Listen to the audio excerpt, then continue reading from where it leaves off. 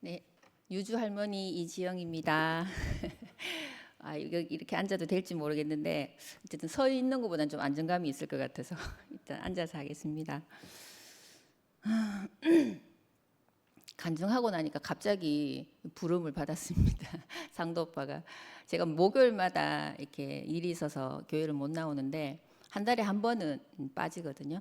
금요일 날 내일 이제 일이 있는데 이 빠지는 날 무조건 해라고 목요일 날 해라고 하셔서 그냥 아멘 했습니다.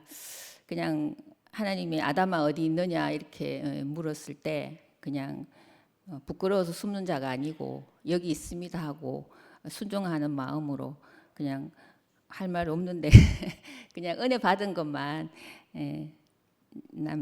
얘기해 보도록 하겠습니다. 그때 이제 우리 형제가 간증을 했어요. 저 깜짝 놀랐어요. 제가 모르는 군영만이라는 사람이 거기 있더라고요. 진짜 같이 한 91년도에 결혼했으니까 거의 한 34년 산 거죠.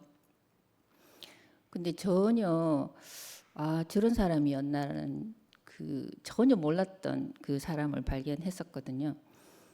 그리고 왜 전지적 작가 시점 뭐 이런 거 있잖아요. 그러니까 시점에 따라서 뭐 영화나 드라마 같은 거 보면 어떤 사람 이제 그 등장 인물들의 시점에 따라서 이렇게 다르게 보이는 그런 각도로 이제 영화를 만드는 그런 영화가 있는데 마치 그런 영화처럼 너무나 생소했어요. 그래서 우리 형제한테 저런 면이 있었구나. 내가 함께 살았던 사람이 저런 사람이었구나라는 게 새삼스러웠어요. 그리고 굉장히 또 저를 바라보는 시각도 굉장히 낯설고 내가 저렇게 미쳤나? 이런 생각이 들 정도로 굉장히 그 간증을 들으면서 많은 생각을 하게 됐거든요. 그래서 제가 그 자리에 있었으면 완전 이상한 그 간증을 했을 것 같아요. 정말 천만다행으로 그 자리에 없어가지고 제가 이제 간증들을 삭힐 수가 있었어요. 이렇게 그 형제를 다시 이렇게 보게 되고 다른 관점으로 저것도 이제 해석이 되고 이렇게 그런 시간들을 보냈습니다.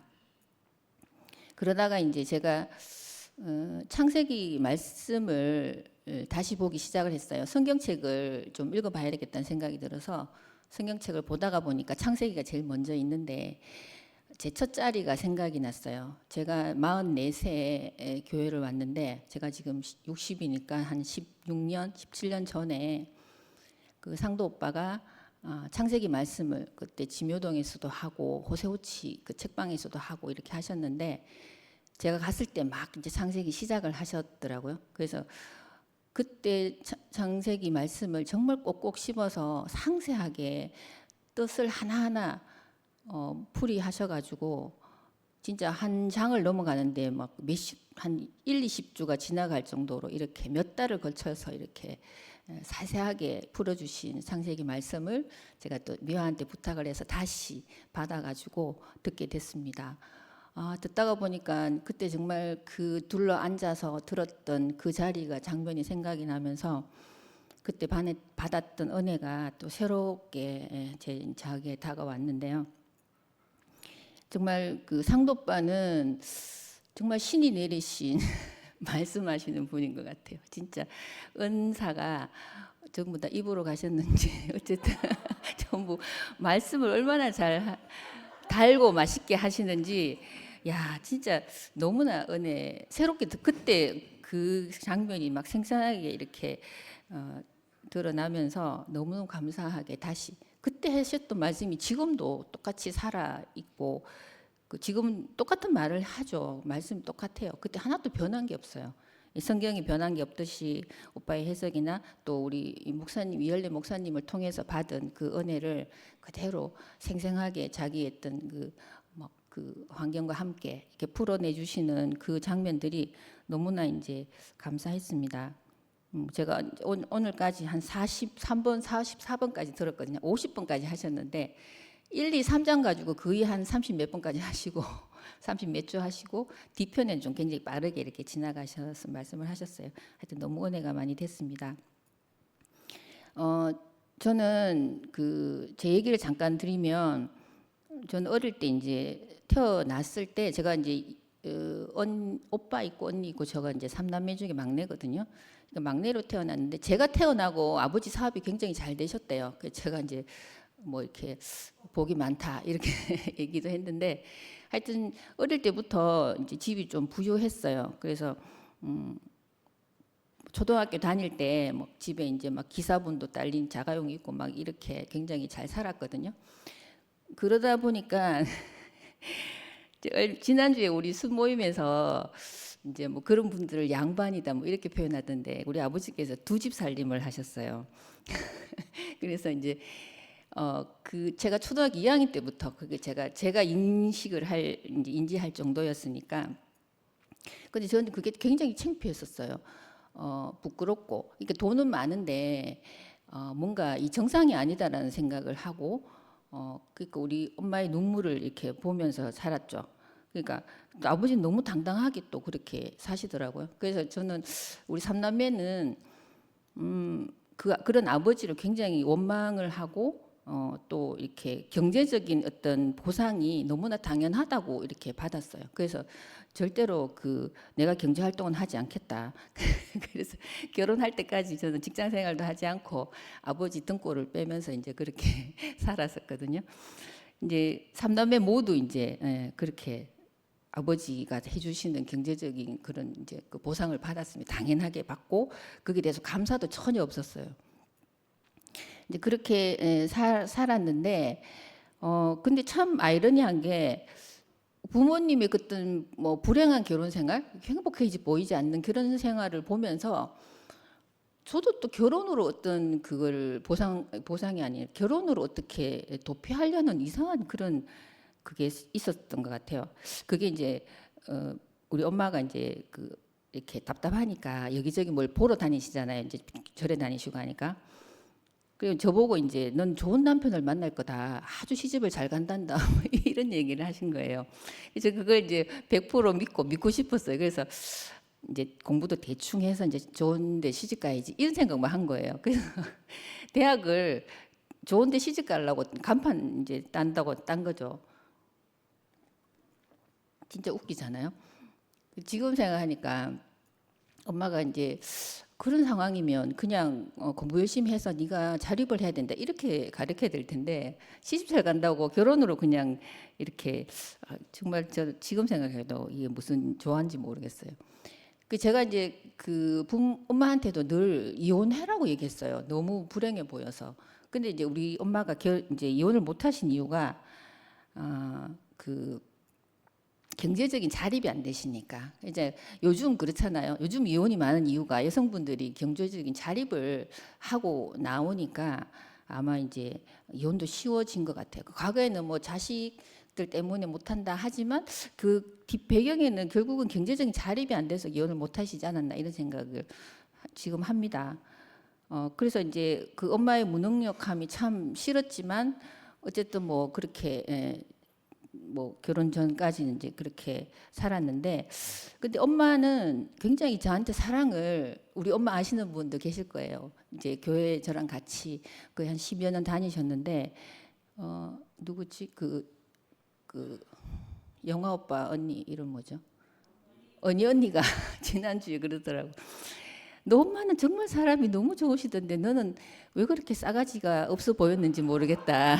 이렇게 얘기를 할 정도로 엄마랑 저랑 너무 차이 나거든요. 그래서 저는 엄마의 사랑으로 세상에서 제가 제일 잘난 줄 알고 살았어요. 그래서 하여튼 자존감이 엄청나게 높았습니다. 그래서 저는 저보다 더 나은 사람 없다고 생각하고 살 정도로 그랬는데 또 반대적으로 아버지는 또 저를 굉장히 또 혼을 많이 내셨어요. 그래서 아버지가 굉장히 고지식하시고 이제 늘 아버지가 혼내시면 속으로 그런 생각을 한 거죠. 본인이나 잘 사시지 자기도 제대로 못 살면서 이런 이제 그런 생각을 하면서 그의 아버지의 어떤 그런 말들이 안 들어왔죠. 그래서 어떻게 보면 막 이상하게 자란 것 같아요. 지금 생각하니까. 하여튼 그래서 엄마의 사랑으로 어쨌든 잘 살아서 이제 결혼을 이제 하게 됩니다. 지난번에도 말씀드렸지만 좋은 남편을 만났어요. 제가 그랬잖아요. 남편을 처음으로 봤는데 이 남자 왠지 이 사람하고 결혼하면 내가 사람이 되겠다는 생각이 왜 그런 생각이 들었는지 모르겠어요.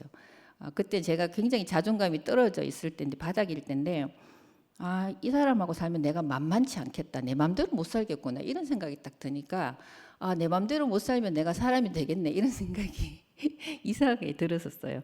그래서 남편을 선택을 했죠. 그래서 결혼을 했고 그 정말 답답하고 제 맘대로 못하게 하는 아버지를 피해서 결혼을 했는데 결혼을 딱 해보니까 우리 아버지 같은 사람이 세 사람이 있는 거예요. 우리 남편 또 우리 시어머님, 시아버님 이렇게 세 분이 저를 그냥 꼼짝 못하게 하는 거예요. 그래서 진짜 결혼할 때부터 너무너무 절망이 됐어요. 저한테는 제 맘대로 되는 게 아무것도 없는 거예요. 그래서 진짜 막 녹록하지 않았는데 결혼이 정말 너무 후회가 막 될 정도로 결혼 생활이 시작부터 힘들었거든요. 근데 이제 우리 형제의 간증을 들으셨겠지만 주남자가 이제 뭐 폭력까지 쓰는 거죠. 처음에 신혼 첫 한 달쯤 됐을 때 뭐 그냥 이유 같지도 않은 이유를 가지고 이렇게 딱 주먹이 날라오는데 너무 절망이 됐어. 야, 이거 내가 이런 대접 받으려고 결혼을 했나? 이건 아닌데. 진짜 근데 정말 엄마하고 똑같았어요. 제가 경제적으로 자립이 안 되니까 이혼할 수도 없는 거예요. 그리고 또 제가 집으로 가면 엄마가 이제 못 사는 거죠. 아버지한테 뺏겨가지고. 그래서 안 그래도 저를 키울 때 자식 잘못 키운다고 계속 원래 부모가 같이 키우는 건데 늘 아버지는 이제 엄마를 책망하시고 제가 뭘 잘못할 때마다 엄마를 책망하셨으니까 제가 이제 친정으로 돌아가면 아버지는 이제 엄마를 들들 볶을 거고 엄마가 못 살 거다 이런 생각이 드니까 도저히 친정으로 갈 수도 없었고 그래서 하여튼 어째 뭐 그렇게 뭐 술 먹고 막 그냥 난동 피우듯이 이렇게 때리는 게 아니니까 자기가 열받으면 이제 갑자기 분이 나면 이제 날라오는 거니까 이제 잘 피해가면서 살았어요. 그래서 이제 아들을 뭐 어떻게 그 와중에도 아들 처음엔 제가 유산을 2번이나 했거든요. 이게 스트레스를 굉장히 많이 받았던 것 같아요. 그러니까 유산을 하니까 이제 시댁에서는 이제 몸이 약해서 그렇다. 뭐 결혼 잘못했다 뭐 이렇게 해석이 되고 이제 그러다가 1년 뒤에 이제 어렵게 큰 애를 넣고 달아서 이제 또 둘째까지 놓으면서 이제 아들 둘 놓고 살 동안에는 그냥 애기 키우는 그걸로 이제 이렇게 그렇게 행복하게 살았어. 애기 키우는 그걸로 살았는데 그때 이제 지금 생각해 보면 굉장히 절망이었죠. 이게 앞도 안 보이고 너무나 깜깜하고 그냥 살았던 것 같아요. 10년을 그렇게 살다가 진짜 어둠밖에 없으니까 부딪힐 수밖에 없고 그래서 늘 좌충우돌 이렇게 막 그렇게 부딪히면서 살 수밖에 없었거든요. 그래서 10년 정도 우리 형제가 경제 활동을 했는데 그리고 어느 날 이제 이렇게 직장을 그만두게 됐어요. 제가 이제 어떤 일을 시작을 했는데 그 일을 같이 하자고 제가 이제 이렇게 얘기를 했죠. 본인도 이제 그 직장이 힘들었기 때문에 저의 권유도 있었지만 본인의 의지도 있게 나왔는데 나중에는 이제 전부 저 잘못이라고 저를 원망을 하더라고요.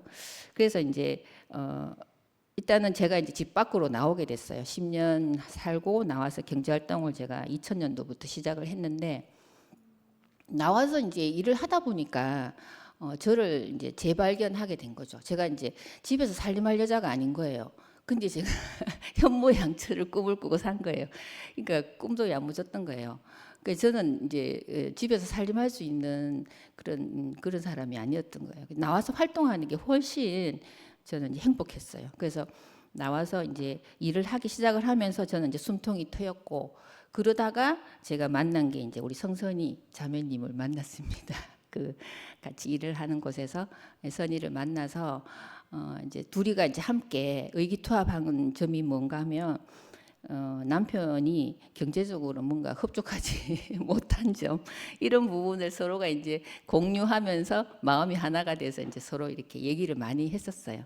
그러면서 막 굉장히 친하게 이렇게 지냈고 저는 이제 제가 선이를 많이 좋아했죠. 선이랑 같이 있으면 제가 왠지 뭔가 도움을 많이 받을 것 같은. 예, 선이는 저를 도망 다니고 저는 선이를 쫓아가고 이렇게 하면서 이제 친하게 지냈거든요. 그러다가 미화도 만났죠. 선이 친구 미화를 성미화를 만나서 이제 저의 힘든 점을 선이한테 얘기를 했고 선이가 또 그러면 이제 미화가 다니는 교회를 한번 가봐라 이렇게 이제 추천을 해줬어요. 그래서 이제 제가 우선 다음 카페 내 뜻대로 마옵시고라는 카페를 먼저 이제 소개받았고 제가 이제 상도 오빠한테 장문의 편지를 썼어요. 썼는데 그걸 결국은 이렇게 탁 클릭을 해야 되는데 보내기를 해야 되는데 못하고 이제 바쁜 일이 있어서 일어났어요. 그래서 그게 1년 동안 못 간 거예요, 그 편지가. 그래서 1년 지난 뒤에 제가 이제 교회를 오게 됐는데 그 사이에 이제 우리 집에는 엄청난 일들이 이제 있었죠. 완전 막 난리 났었어요. 그래서 그때 이제 그게 왜 1년을 돌아서 오게 하셨는지 뭐 뜻이 있으시겠죠. 하여튼 그래서 그 교회를 와서 이제 오자마자 저는 그냥 바로 그냥 빛 가운데로 확 들어가는 느낌. 정말 동굴 깜깜한 동굴에서 빛이라고는 한 틈도 없었는데 저기 멀리에서 정말 바늘구멍만한 빛이 보이기 시작을 했어요. 교회 오자마자. 그러면서 이 말씀이 그대로 다 들어오는 거예요. 제가 이제 결혼 전에도 뭐 이렇게 가정 환경이 그렇다 보니까 우리 삼남매가 전부 막 이렇게 돌을 닦으러 돌을 닦는다기보다 어쨌든 뭔가 이렇게 말씀 들을 만한 게 있으면 막 각자가 다 이렇게 열심히 그냥 다녔어요. 저도 막 그 국선도 같은 뭐 이렇게 단전호흡이나 또 명상 뭐 이런 것도 막 하러 다니고 뭔가 이제 이렇게 들을 만한 게 있으면 3명 다 그렇게 열심히 다녔어요. 그러다 보니까 이것저것 들은 풍월이 많다 보니까 말씀을 딱 듣는 순간 목사님 말씀을 듣는데 너무 좋았어요. 하나도 못 알아듣는 게 없고 그러니까 다 이해했다는 건 아니지만 어쨌든 무슨 말인지는 알겠는 거예요. 그러면서 너무 이제 숨이 쉬어지는 거예요. 정말 빛을 봤다는 게 이런 거구나. 너무 행복했어요. 그때 그리고 제가 교회 오면서부터 그때부터 거의 한 번도 안 빠지고 특별한 일이 있지 않으면 교회를 정말 열심히 한 3년을 그때 또 형편이 돼가지고 시간도 많았고 뭐 이렇게 먹고 사는 것도 크게 걱정 없을 정도 됐었어요. 그래서 제가 너무 많은 시간을 진짜 그 오빠 모임에도 거의 빠지지 않고 갔고 아침, 점심, 저녁 막 이렇게 어떨 땐 3번 막 이렇게 모임을 이 모임 저 모임 막 쫓아서 다닐 정도로 정말 열심히 치열하게 교회 생활을 했었어요. 그래서 그때 뭐 영숙 언니 모임, A 언니 모임도 가고 하여튼 정말 많은 교회 식구들을 만나고 막 대구교회 식구라 그러면 무조건 뭐 누구든 무조건 환영 만나서 이제 얘기 나누고 싶어 했고 하여튼 도움을 많이 받았습니다. 이 얘기 저 얘기 다 들었죠. 그래서 정말 참 남편이신 그리스도를 만나고 나니까 지금 뭐 육신적인 남편은 이래도 되고 저래도 되고 아무 상관이 없더라고요. 그래서 너무 좋았었어요.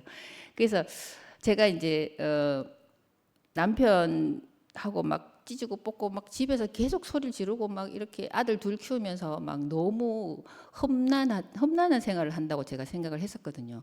근데 그 생활들이 완전히 어디를 가고 없고 전 너무 행복한 이제 사람이 돼버린 거예요. 그래서 형제한테도 너무너무 너그러운 사람이 됐어요. 그래서 이제 형제가 얘기했던 그 장면이 나오는 거죠. 제가 목사님 말씀 중에 사람과 사람 사이에 그 사람이 하나 된 연합하는 걸 방해하는 사탄이라는 존재가 있다. 이 말씀을 들었어요. 그렇구나. 우리가 속았구나. 사람은 너무나 하나님이 온전하게 지으셨는데 그걸 이간질시키는 사탄 때문에 그 사탄이 결국 생각 속으로 들어오잖아요. 그래서 괜히 아무것도 아닌 걸 가지고 오해하고 서로 미워하고 또 뭐 이렇게 환경은 정말 해석하기 나름인데 자꾸 부정적으로 해석하게 만드는 사탄이 있구나는 걸 그냥 확 깨달아 버린 거예요. 그래서 그날 바로 이제 집에 가서 형제한테 이제 간증을 했어요. 형제도 이제 저를 뭐 이렇게 화가 나면 막 이렇게 주먹질하고 하니까 늘 미안했겠죠.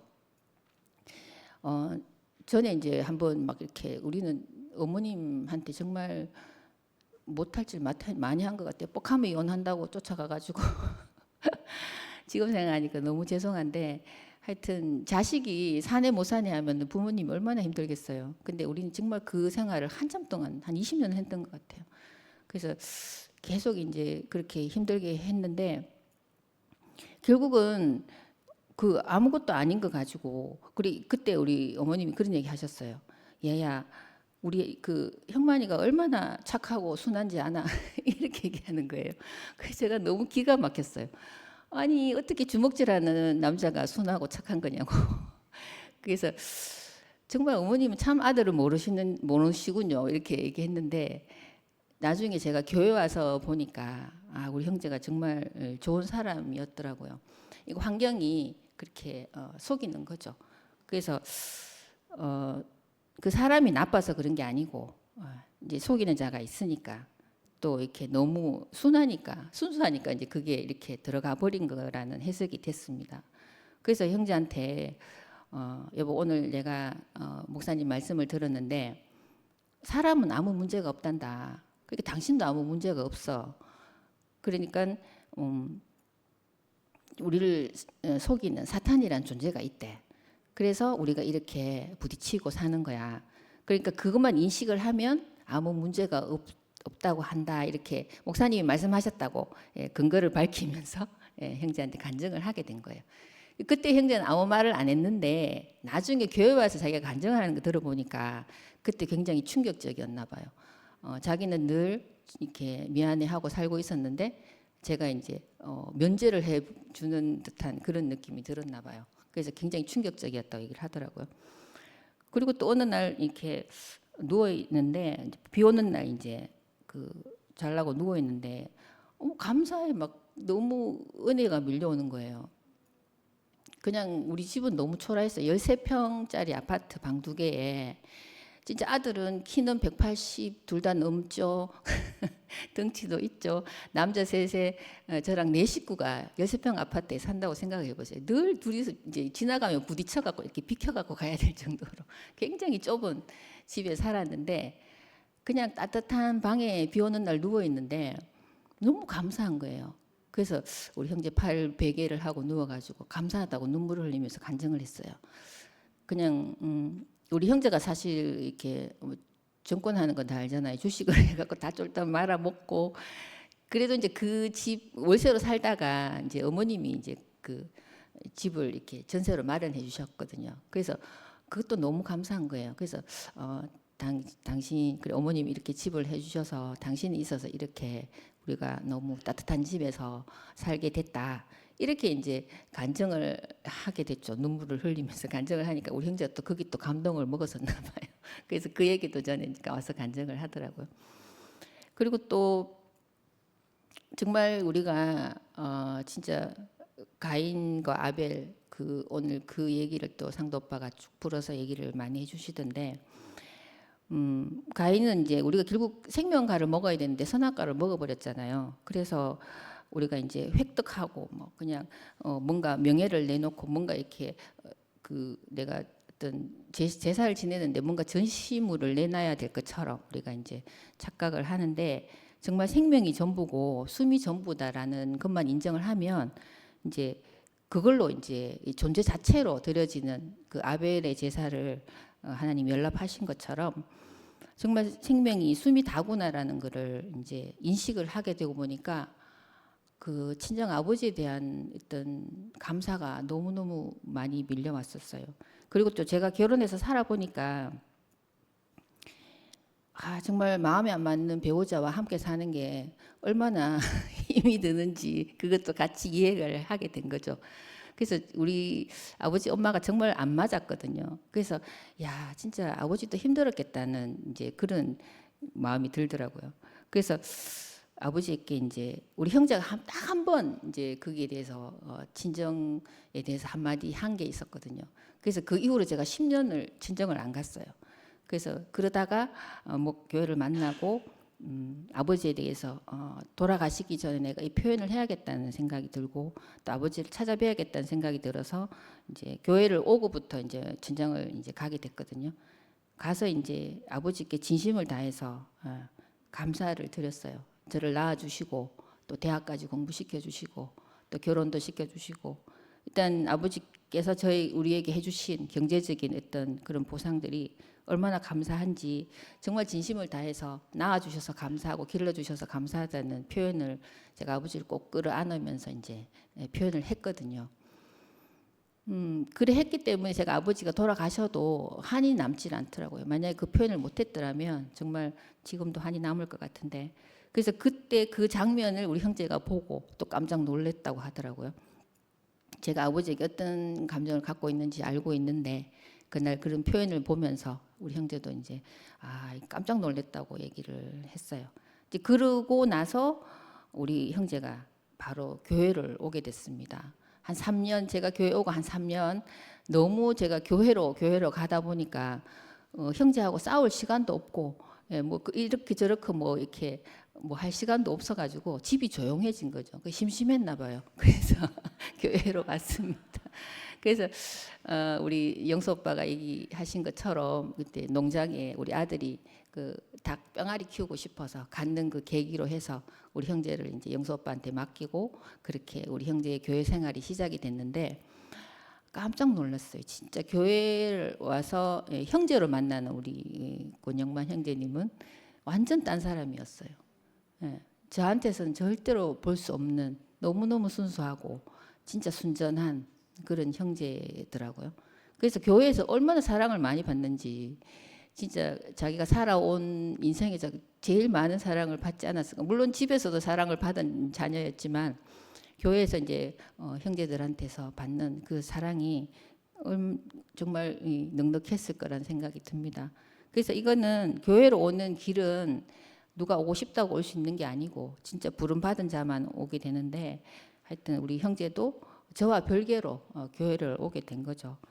그래서 형제와 교회 생활이 시작됐는데 우리 형제는 너무 교회 생활을 저보다 훨씬 더 잘 하는 형제로 이제 저렇게 그리고 저보다 훨씬 말씀도 더 깊이 누리고 표현도 잘하고 하여튼 저는 이제 완전 다른 이제 사람과 살고 있습니다.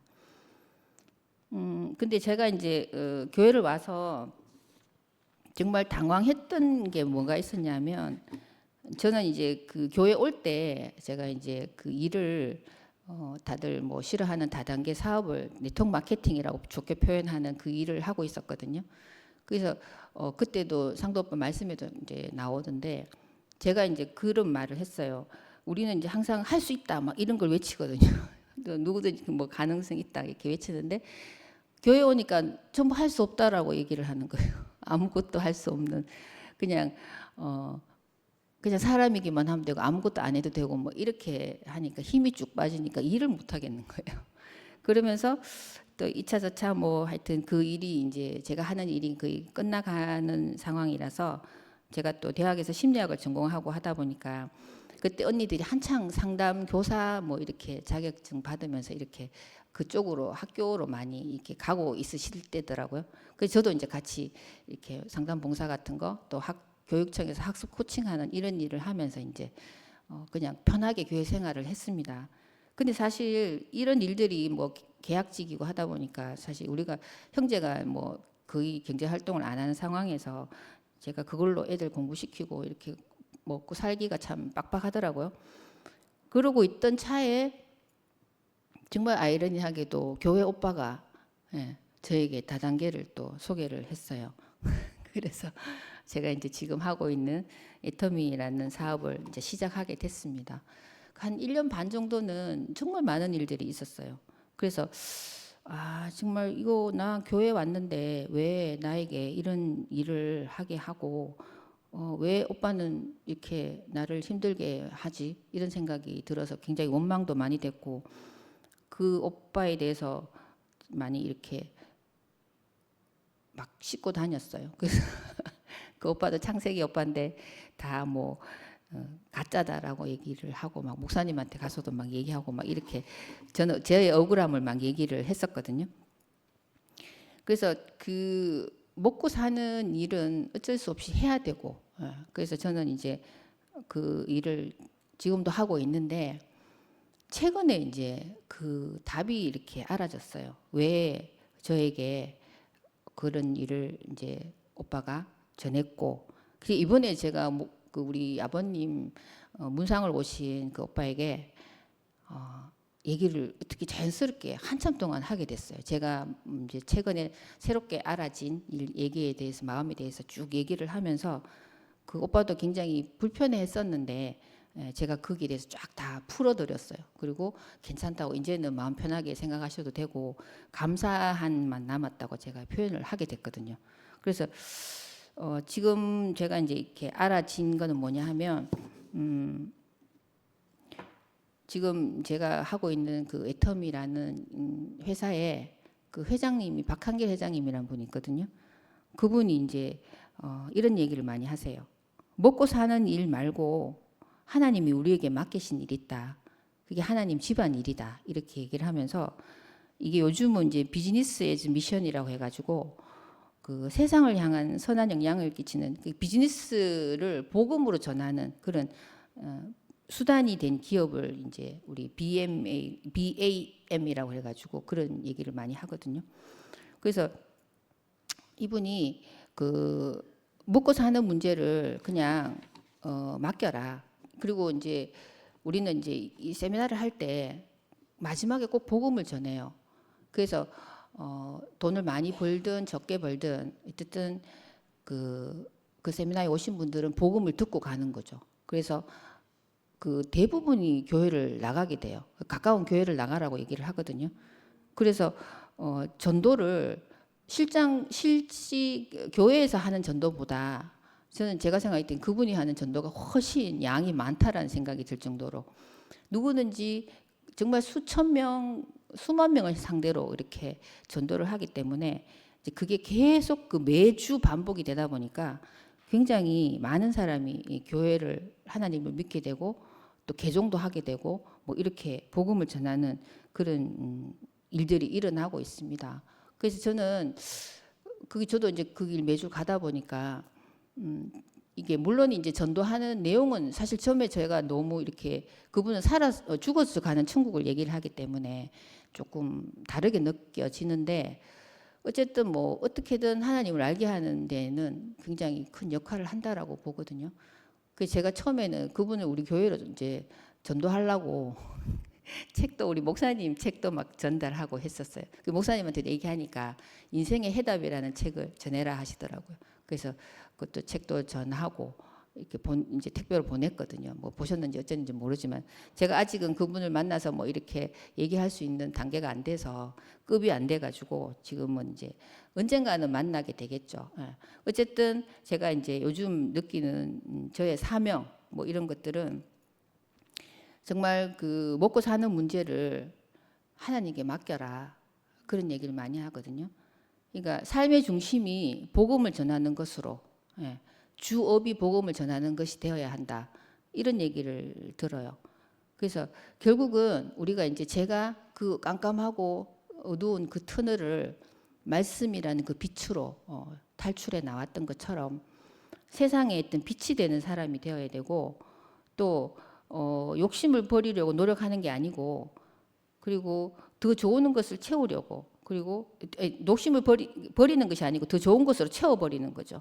그리고 근심 걱정을 잊어버리려고 하는 것이 아니고 그냥 하나님 말씀으로 채우는 거죠. 그러니까 버리는 게 아니고 그냥 채우는 거죠. 그래서 우리가 이제 말씀을 들으면 이제 어둠이 사라지고 그리고 제가 어제도 이제 우리 최종희 목사님 수요 모임에 아침에 이렇게 줌에 창을 열고 들어가잖아요. 그럼 그 순간 그냥 모든 어둠은 사라지는 거죠. 깝깝했던 마음도 이 교회의 문을 열고 들어오는 순간 어둠이 사라지고 빛이 들어오는 것처럼 우리는 이제 말씀을 전하는 복음을 전하는 사람이 되어야 되겠구나.